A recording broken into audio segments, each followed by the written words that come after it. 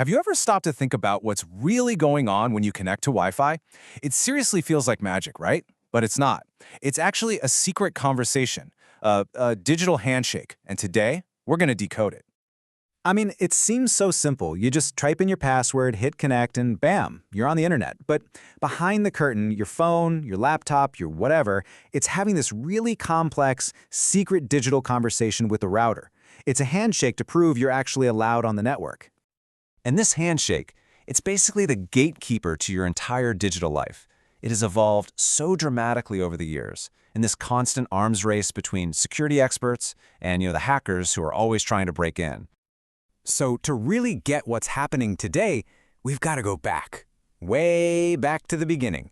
A time when Wi-Fi was brand new, and its digital lock was, well, let's just say it was surprisingly easy to pick. Okay, so this timeline lays it all out for us. It all started with WEP, way back in 1997. It was the first real attempt to make a wireless connection just as secure as plugging in a cable. And it was a great idea, but the way they did it had a massive, critical flaw. WEP's whole approach was really straightforward. One password for everybody. Every single device on that network used the exact same key to encrypt all the traffic. And you guessed it, that simplicity, that was its downfall. And here it is. This is the fatal flaw. To get the encryption started, WEP used this little digital starter called an initialization vector, or IV. The problem was, the IV was super short, so it had to be reused over and over and over. Attackers figured out pretty quick that if they just collected enough of this repeated traffic, they could actually reverse engineer the main password. We're talking sometimes in just a few minutes. So yeah, the takeaway here is simple. WEP was just fundamentally broken. The industry needed a replacement, and they needed it fast. That first big fix came in the form of WPA. So in 2003, we got WPA, or Wi-Fi Protected Access, and it was a huge upgrade.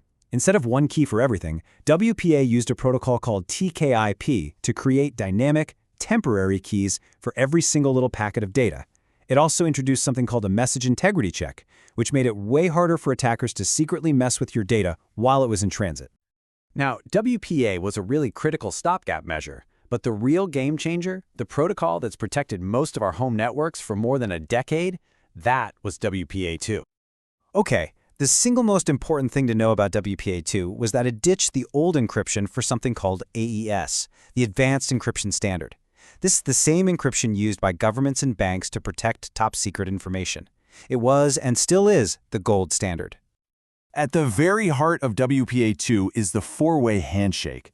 Think of it like a really clever negotiation. First, the router and your device prove to each other that they both know the password, and they do this by exchanging some random numbers. Then, they use that shared secret to create a brand new temporary encryption key just for your session. And the best part? The actual password is never, ever sent over the air. But even the gold standard wasn't perfect. Some really clever hackers found a chink in the armor. They figured out they could record that four-way handshake, take it offline, and then use super powerful computers to just guess the password, over and over again, millions of times a second, until they found a match. And that very vulnerability, that offline attack, is exactly what led us to the modern era of Wi-Fi security, WPA3, which was introduced back in 2018. So WPA3 brings in a completely new handshake. It's called Simultaneous Authentication of Equals, or SAE, and its entire purpose is to shut down those offline dictionary attacks for good. So here's the key difference, right? With WPA2, an attacker could capture one single handshake and get millions of offline guesses at your password. With WPA3's handshake, every interaction is unique. Even if an attacker captures the data, it's totally useless for guessing the password later. They only get one guess, and it has to be during a real-time connection attempt. It's a huge deal. WPA3 also beefs things up for big corporate and government networks, offering an even stronger 192-bit encryption option for when you're handling really sensitive data. Okay, we have covered a lot of technical ground, but what does this whole evolution of handshakes actually mean for you and your Wi-Fi at home? Let's bring it all together. This journey has just been remarkable when you look at it. We've gone from the laughably weak encryption and low security of WEP all the way to the powerful AES standard in WPA2, with data integrity checks just getting stronger and stronger at every single step.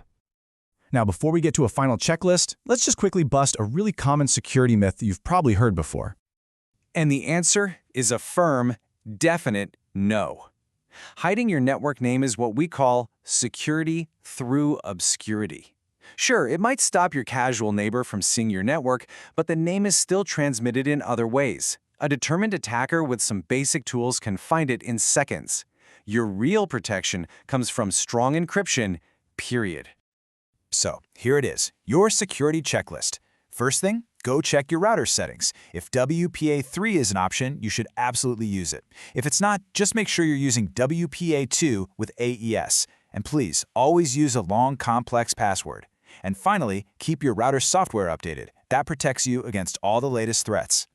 You know, that secret digital handshake happens every single day, on billions of devices, and it's quietly protecting all of us.